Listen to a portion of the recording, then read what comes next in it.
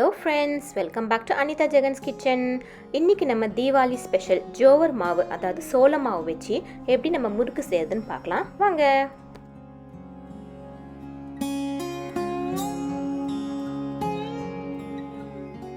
இப்போ இந்த ஜோவர் முறுக்கு செய்யறதுக்கு இங்கே ரெடிமேடாகவே ஜோவர் ஃப்ளோர் கிடைக்குது.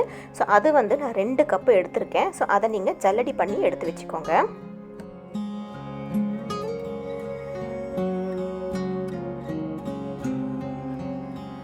இப்போ நீங்கள் எந்த கப்பால் மாவு அளக்குறீங்களோ அந்த கப்பால் 1/2 கப்பு உளுத்தம்பருப்பு நான் ட்ரை ரோஸ்ட் பண்ணி எடுத்து வச்சுருக்கேன்.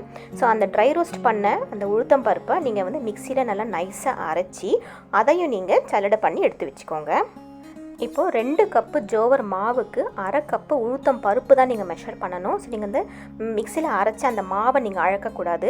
ஸோ நீங்கள் வந்து பருப்பு வந்து அளந்துட்டு அதை மிக்சியில் அரைச்சி இப்போ நீங்கள் ஜல்லடை பண்ணி எடுத்து வச்சுக்கோங்க. ஸோ அந்த ஜல்லடை பண்ணி இந்த ரிமைனிங் கொஞ்சம் இருக்கும் இல்லையா அந்த பிட்ஸு, அதை வந்து நீங்கள் வந்து மாவு இட்லிக்கு மாவு அரைக்கும் போது அதை நீங்கள் யூஸ் பண்ணிக்கலாம்.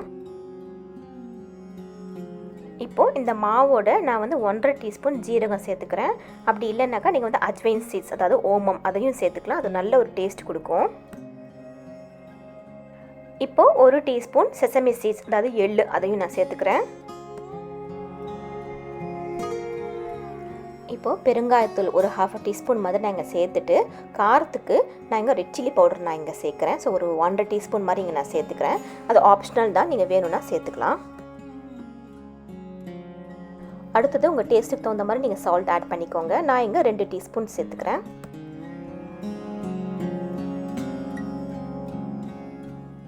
அடுத்தது நான் இங்கே பட்டர் வந்து 1.5 டீஸ்பூன் மாதிரி நான் இங்கே சேர்த்துக்கிறேன். பட்டரை சேர்த்துட்டு நீங்கள் எல்லாத்தையும் கொஞ்சம் ட்ரையாக எல்லாம் மிக்ஸ் பண்ணிக்கோங்க. அந்த பட்டரெல்லாம் நல்லா க்ரம்பிள் பண்ணி மாவோட சேர்கிற மாதிரி எல்லாத்தையும் நல்லா மிக்ஸ் பண்ணிக்கோங்க.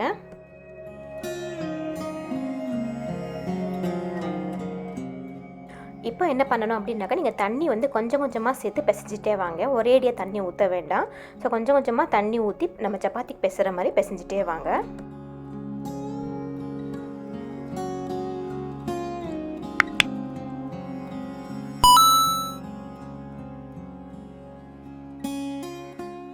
இப்போ பார்த்தீங்கன்னாக்கா இந்த மாதிரி ஒரு சாஃப்ட் டோ கன்சிஸ்டன்சி வர வரைக்கும் இந்த மாதிரி பிசைஞ்சி எடுத்து வச்சுக்கோங்க. பிசைஞ்சிட்டு ஒரு ஈர துணியால் மேலே மூடி வச்சுக்கோங்க.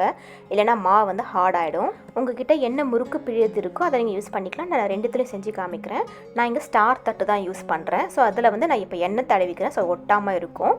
இப்போ ஒரு சின்ன பால் எடுத்து அது உள்ளே போட்டுக்கிறேன்.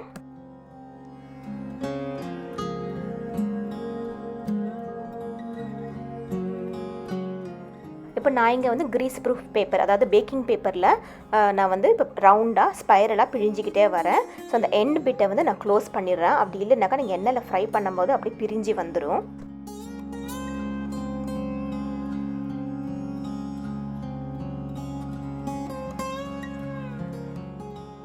இதே மாதிரி ஒரு 3 இல்லைனா 4 முறுக்கு பிழிஞ்சு எடுத்து வச்சுக்கோங்க. அப்போ நமக்கு ஃப்ரை பண்ணும்போது ஈஸியாக இருக்கும். நீங்கள் நெக்ஸ்ட் பேட்சை செய்யும் போது இன்கேஸ் உங்களுக்கு இந்த மாவு வந்து கொஞ்சம் ஹார்டாக இருந்தது அப்படின்னு ஃபீல் பண்ணிங்க அப்படின்னாக்கா நீங்கள் வந்து கொஞ்சோண்டு தண்ணி வந்து ஸ்ப்ரிங்கிள் பண்ணி இன்னொரு தடவை நீங்கள் பிசைஞ்சிக்கோங்க. ஸோ கொஞ்சோண்டு தண்ணி சேர்த்து நீங்கள் பிசைஞ்சி நீங்கள் யூஸ் பண்ணிக்கலாம்.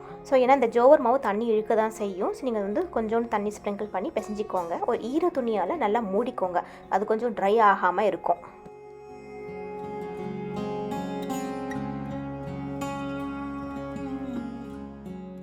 இப்போ அடுத்தது நான் அந்த கன் மாதிரி இருக்கிற அந்த முறுக்கு ப்ரெஸ்ஸில் நான் வந்து செஞ்சு காமிக்கிறேன்.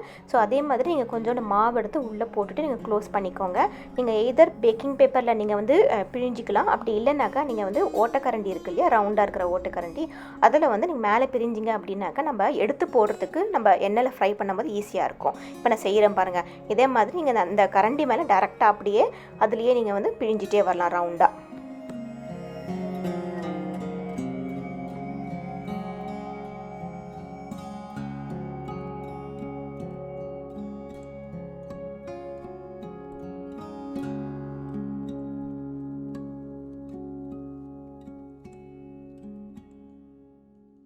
நீங்கள் ரவுண்டாக பிழியும் போது ஞாபகமாக அந்த எண்டு பிட்டை வந்து க்ளோஸ் பண்ணிவிடுங்க. இல்லைனா எண்ணெயில் ஃப்ரை பண்ணும்போது வெளியில் வந்துடும்.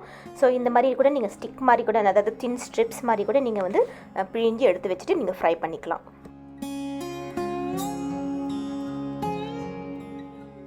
இப்போ நம்ம முறுக்கு டீப் ஃப்ரை பண்ணுறதுக்கு ஒரு கடாயில் நான் எண்ணெய் சூடு பண்ணி வச்சுருக்கேன். இப்போ நம்ம எண்ணெயோட டெம்பரேச்சர் கரெக்டாக இருக்கான்னு செக் பண்ணுறதுக்கு நான் கொஞ்சோண்டு மாவு எடுத்து உள்ளே போடுறேன்.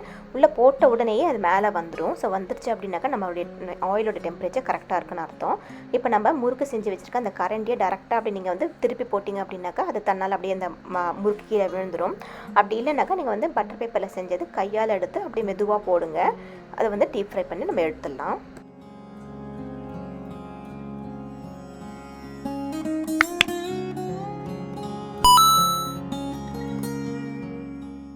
இப்போ நீங்கள் பார்த்தீங்கன்னாக்கா ஒரு முறுக்கில் அந்த எண்டு பிட் அப்படியே ஸ்ப்ளிட் ஆகிட்டுருக்கு. அதனால தான் நான் சொன்னது, நீங்கள் வந்து முறுக்கு பிழியும் போது ஞாபகமாக அந்த எண்ட் பிட்டை நீங்கள் வந்து க்ளோஸ் பண்ணணும். அப்படி இல்லைனாக்கா நம்ம எண்ணெயில் ஃப்ரை பண்ணும் போது அப்படியே எல்லாம் ஸ்ப்ளிட் ஆகிடும்.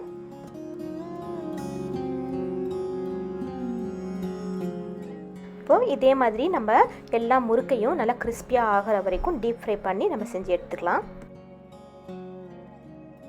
இப்போ நம்ம தின் ஸ்ட்ரிப்ஸ் குச்சி குச்சியாக பிழிஞ்ச அந்த முறுக்கையும் நம்ம ஃப்ரை பண்ணி எடுத்துக்கலாம்.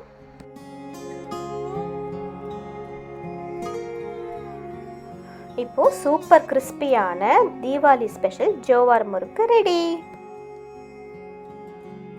இந்த வீடியோ உங்களுக்கு பிடிச்சிருக்குன்னு நினைக்கிறேன். பிடிச்சிருந்தா லைக் பண்ணுங்கள். அதே மாதிரி என்னுடைய சேனலை சப்ஸ்கிரைப் பண்ணுங்கள். See you in next video.